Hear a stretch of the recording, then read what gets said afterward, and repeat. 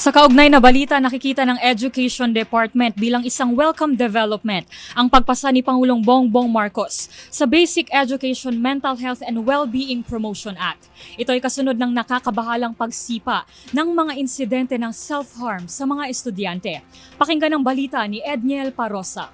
Babala sa mga tagapakinig at tagapanood, ang mga sumusunod ay sensitibong balita.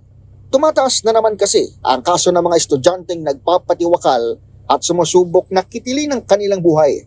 Batay sa datos na inilabas ng Department of Education, lumalabas na may 254 cases ng suicide ang naitala sa school year 2023 hanggang 2024, mas mataas kaysa 178 kaso noong nakarang taon at 138 noong 2022. Gayun din, dumami ang mga batang nasangkot sa attempted suicide, 1,492 sa nagdaang school year mula sa 941 noong 2023 at 519 noong 2022. Muling naobserbahan ang suicide rate ng mga mag-aaral mula elementary hanggang senior high school, makaraang maitala ang pagsirit ng mga ito taong 2020 kasabay ng lockdown dahil sa COVID-19 pandemic. Kaugnay nito, ikinalugod ng kagawaran ng paglagda ni Pangulong Bongbong Marcos sa Basic Education Mental Health and Well-Being Promotion Act.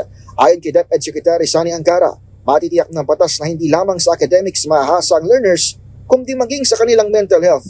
Nakapaloob sa bagong batas ang pagbihis sa mga guidance office bilang care centers at paglalagay ng mental health centers sa mga schools division office sa buong bansa. Para sa MBC TV Network News, ito si Edniel Parosa ng DZRH. Una sa Pilipinas, una sa Pilipino.